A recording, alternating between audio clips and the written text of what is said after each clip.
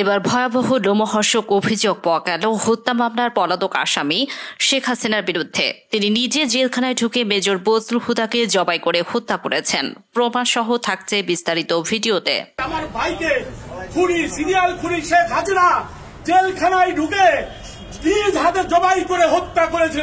বজলুল হুদাকে এই ফ্যাসিস্ট হাসিনা ধারালো ছুরি দিয়ে গরু যেভাবে জব করে তাকে জব করা হয়েছে। এবং সর্বশেষ জানাবো, নারায়ণগঞ্জে আওয়ামী লীগ নেতা ও সাবেক উপজেলা চেয়ারম্যানকে গণধোলাই দিয়ে পুলিশ দিয়েছে জনতা।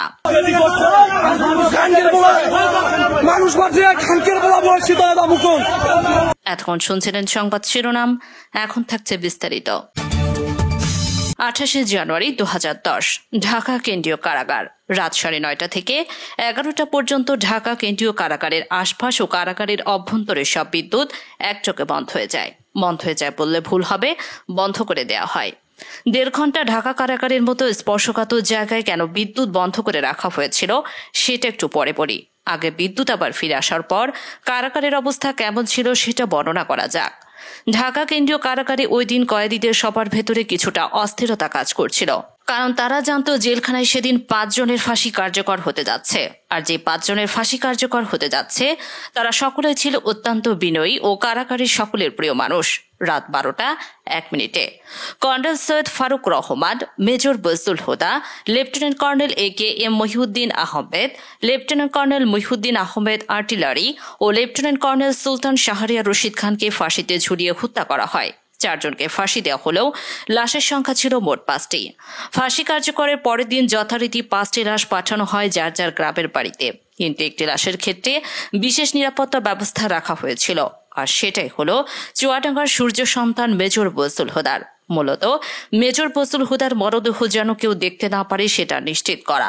চুয়াডাঙ্গার মানুষের কাছে মেজর বজলুল হুদা ছিলেন এক আদর্শের প্রতীক, যে কারণে আইনশৃঙ্খলা বাহিনীর ব্যাপক উপস্থিতি আর জোর জবরদস্তির পরেও প্রিয় মানুষটিকে শেষবারের মতো একটু দেখতে চাওয়া মানুষের ঢল ছিল চোখে পড়বার মতো। আইনশৃঙ্খলা বাহিনীর নির্দেশনা ছিল 5 মিনিটের মধ্যে মেজর বজলুল হুদাকে দাফন করতে হবে, কিন্তু জনরোষের মুখে আইনশৃঙ্খলা বাহিনী পিছু হটতে বাধ্য হয়। প্রিয় মুখটাকে গোসল না দিয়ে কিছুতেই চুয়াডাঙ্গার মানুষ তারা দাফন করাতে চায়নি। বাধ্য হয়ে প্রশাসন তাদেরকে আধা ঘন্টা সময় বেঁধে দিয়েছিল দাফন করার জন্য। এই সময়ের মধ্যে অসংখ্য মানুষ মেজর বজলুল হুদাকে শেষবারের মতো একটু দেখতে ছুটে যান তার গ্রামের বাড়ি হাটবুয়ালেতে। এতটুকু পর্যন্ত ঠিকই ছিল, কিন্তু মেজর বজলুল হুদাকে গোসল করাতে যেয়ে চুয়াডাঙ্গার মানুষ সাক্ষী হয়েছিল নৃশংসতম এক ঘটনার। কাফনের কাপড় সরাতেই দেখা যায় মেজর বজলুল হুদাকে আসলে ফাঁসি দেওয়া হয়নি, তাকে জবাই করে হত্যা করা হয়েছে। কফিন খোলার পর দেখা যায় লাশ অর্ধেক ডুবে আছে রক্তের মধ্যে।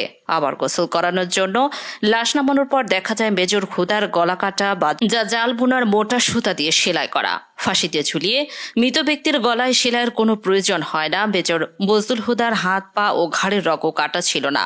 এই তথ্য জানা যায় যিনি মেজর বজলুল হুদার শেখ গোসল করিয়েছিলেন তার মুখ থেকে। মেজর বজলুল হুদা ছিলেন সৎ, দক্ষ ও দেশপ্রেমিক নাগরিক। তা স্পষ্ট হয় 1991 সালের জাতীয় সংসদ নির্বাচনের জনসভার বক্তব্য থেকে।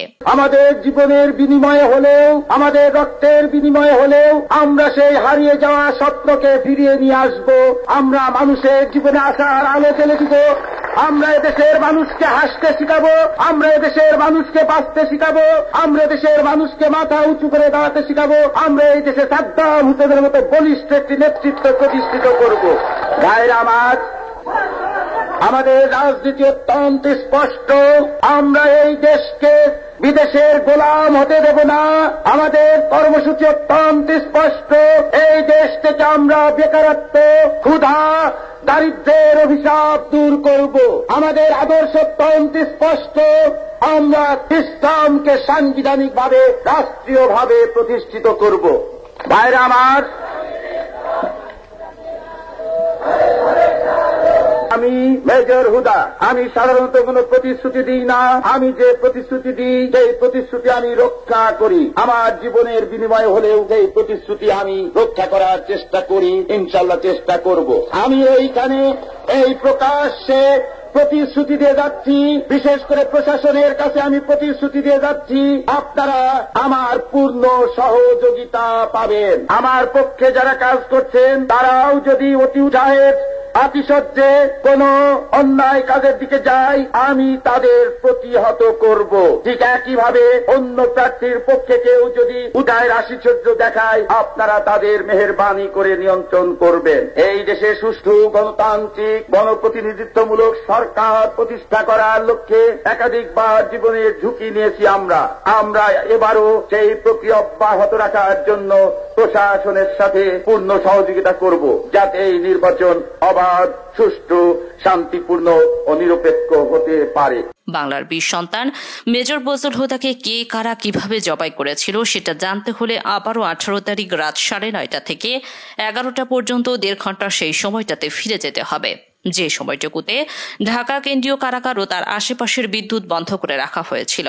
ওই রাতে ঢাকা কেন্দ্রীয় কারাগারে কয়েক ঘন্টা যা হয়েছিল তা হলিউডের হরর থ্রিলার মুভিকেও হার মানাবে। অনুসন্ধানে জানা যায় 2010 সালের 28শে জানুয়ারি রাত 9টার পরপরই জেলগেটের ভেতরে মোট 2টি কালো গ্লাসের গাড়ি প্রবেশ করে। এই গাড়ির একটিতে এসএসএফ এর সদস্যদের সাথে শেখ হাসিনা এবং অপরটিতে জাহাঙ্গীর কবির নানক, ইসমাইল হোসেন সম্রাট, তৎকালীন ঢাকা বিশ্ববিদ্যালয়ের ছাত্রলীগের দুর্ধর্ষ ক্যাডার সিদ্দিক নাজমুল আলম ছিলেন। ধারণা করা হচ্ছে ওই রাতেই অপারেশনের পুরস্কার হিসেবে পরের বছর 2011 সালে ছাত্রলীগের কেন্দ্রীয় সাধারণ সম্পাদকের পদে বসানো হয় নাজমুলকে। এছাড়া সম্রাট ও নানকদেরকেও দেওয়া হয় গুরুত্বপূর্ণ দায়িত্ব। এর বাইরে ওই গাড়িতে ভয়ঙ্কর কুৎসিত দেখতে বড় কোপালা একজন মানুষ ছিল, যার নাম পরিচয় আমাদেরকে নিশ্চিত করে বলতে পারেনি। গোয়েন্দা সংস্থার সাবেক এক কর্মকর্তা জানান, ওই রাতে মোট 2টি ফাঁসির মঞ্চ তৈরি করা হয়েছিল। এই 2টির ফাঁসির মঞ্চে 2 করে মোট 4 জনকে ফাঁসি দেওয়া হয়। দূর থেকে কোন 4 জনকে ফাঁসি দেওয়া হয়েছিল সেটা বোঝা না গেলেও 5ম জনকে ফাঁসি দেওয়া তো দূরের কথা, মঞ্চেই তোলা হয়নি। কিন্তু লাশ বের করার সময় জেলখানা থেকে মোট 5টি লাশ বাড়িগাহি বের করা হয়েছিল। ওই রাতে শেখ হাসিনার সাথে জেলখানার ভেতরে প্রবেশ করা খুনিরা সোজা চলে যায় প্রশাসনিক ভবনে, আর শেখ হাসিনা পুলিশ, র্যাব এবং স্বরাষ্ট্র মন্ত্রণালয়ের কর্মকর্তাদের সাথে দাঁড়িয়ে থেকে 4 জনের ফাঁসি নিজেই প্রত্যক্ষ করেন। ধারণা করা হয় আসলেই তাদের ফাঁসি দেওয়া হচ্ছে কিনা সেটা নিশ্চিত করতেই শেখ হাসিনা সেখানে উপস্থিত ছিলেন। ফাঁসি কার্যকর হওয়ার পরপর শেখ হাসিনাও চলে যান প্রশাসনিক ভবনের ভেতরে। সেখান থেকে রাত 1টার কিছু আগে শেখ হাসিনা ও তার সাথে থাকা খুনিরা সেই একই পাজেরো গাড়িতে করে জেলখানা থেকে বের হয়। কারাগারের অন্য আরেকটি সূত্র বজলুল হুদার পরিবারকে জানিয়েছিল সেই রাতে বজলুল হুদাকে কারাগারের প্রশাসনিক ভবনের একটি কক্ষে জবাই করা হয়েছিল, যেখানে শেখ হাসিনা নিজে উপস্থিত ছিলেন এবং বজলুল হুদাকে জবাই করে এর আগে তার বুকের উপর পা চাপা দিয়ে রেখেছিলেন শেখ হাসিনা নিজে। সেই রাতে শেখ হাসিনা সহ তার সাথে থাকা সব খুনির গায়ে রক্ত লেগেছিল, কিন্তু সম্রাটের গায়ে সাদা টি শার্ট থাকায় সেটা অনেকের চোখে পড়েছিল। বর্ণনা শুনে অনেকের কাছে হয়তো অসম্ভব অবিশ্বাস্য এক গল্পের মতো মনে হচ্ছে। তবে আপনি যদি শেখ হাসিনার ব্যক্তিগত সহকারী মতিউর রহমান রিন্টুর আমার ফাঁসি চায় বইটি পড়ে থাকেন, তাহলে আপনার কাছে শেখ হাসিনার চরিত্রের সাথে আজকের ঘটনাটি সম্পূর্ণ মিলে যাবে। এক কথায় শেখ হাসিনা একজন নরপিশাচু, রক্তপিপাসু, মানসিক বিকারগ্রস্ত একজন উন্মাদ, যে কারণে একজন মানুষ যার আর কয়েক ঘন্টা পরে ফাঁসি কার্যকর হবে তাকেই নৃশংসভাবে জবাই করে হত্যা করার কথা চিন্তা করতে পারে। একটু চোখ বন্ধ করে ভেবে দেখুন কত নৃশংস নরপিশাচের হাত থেকে আল্লাহ আমাদেরকে বাঁচিয়ে দিয়েছেন।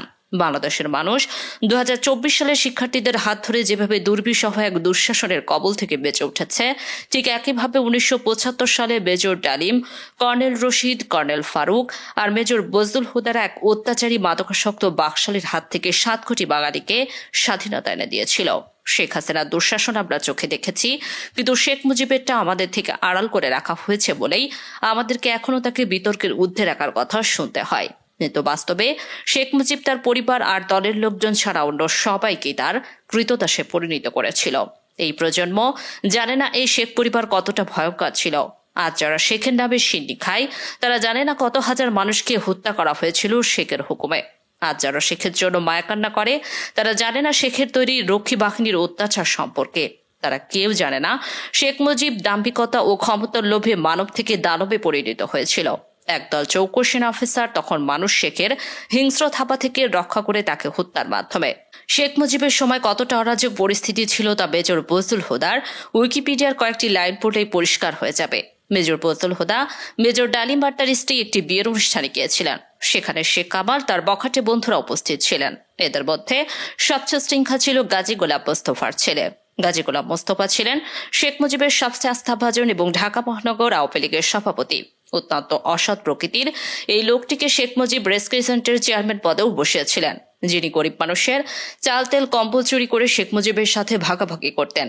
ক্ষমতার দাপটে বিয়ের অনুষ্ঠানে আসা মেজর ডালিমের স্ত্রীকেও অসম্মান করার সাহস দেখিয়েছিলেন শেখ কামালের বন্ধুরা।